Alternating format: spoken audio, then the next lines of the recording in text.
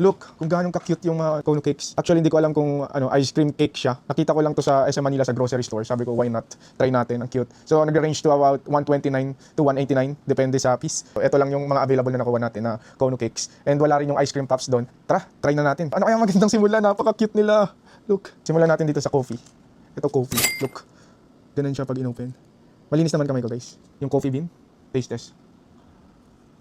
Yung cake niya dito sa baba, lasang-lasa mo yung coffee, yung pagkamocha niya. Tapos itong nasa loob, hindi siya ice cream, parang ano siya, yung cream ng cake. So, ito naman, next tayo. This is the Blue Planet Cheesecake. So, ito siya inside. Ito yung Blue Planet. Diba? Itong white dito, same lang din siya ng lasa. Masarap yung raspberry, lasang-lasa mo. Feeling ko mas ma-enjoy ko siya kung hindi siya masyadong frozen. Next natin, itong rose. Roses for you. Uy.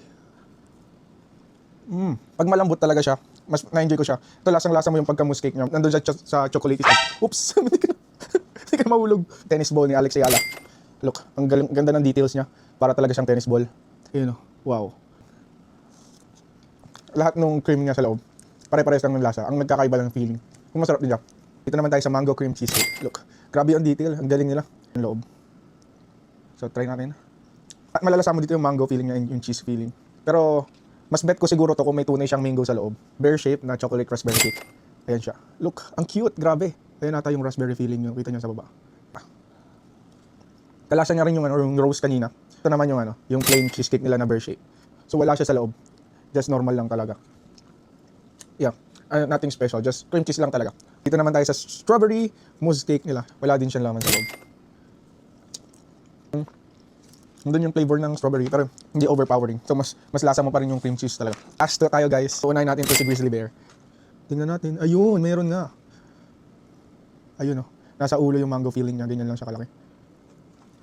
Again, yung mga white part, same lang sila ng lasa, cream cheese talaga. Mas magugustuhan ko to kung yung real fruit talaga nilalagay nila dito na feeling.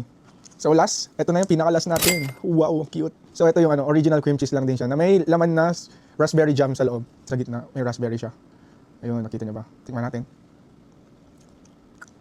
Pag talaga may raspberry feeling, parang na siya, yogurt na may cream cheese. So yun. Ang nagastos natin dito ay sa 10 pieces na ice cream nagastos ko is 1,620.